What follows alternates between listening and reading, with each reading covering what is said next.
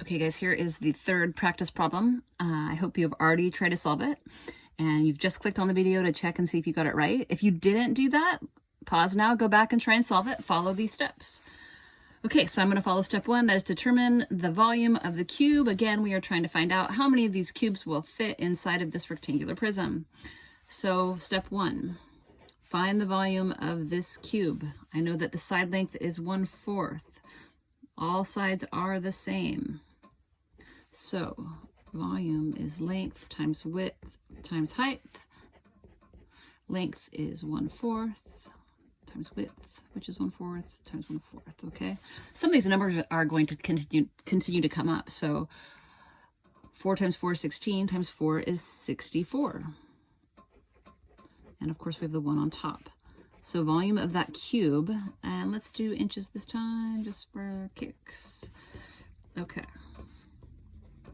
So inches cube, that is step 1. We know the volume of this cube is 1/64 inch cube. That is step 1. Let's go ahead and check it off. Now we're on step 2. Step 2 is to find the volume of that prism, that rectangular prism.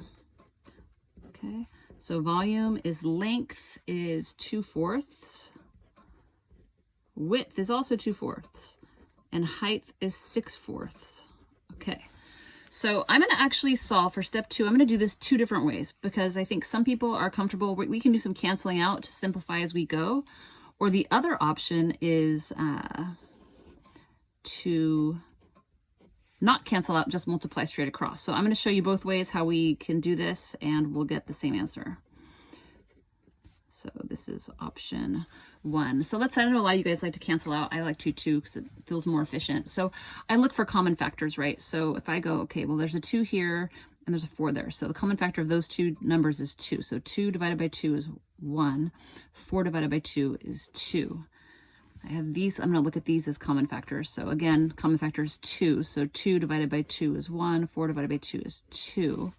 That leaves me with these. Common factor of 6 and 4 is also 2. So 4 divided by 2 is 2. 6 divided by 2 is 3.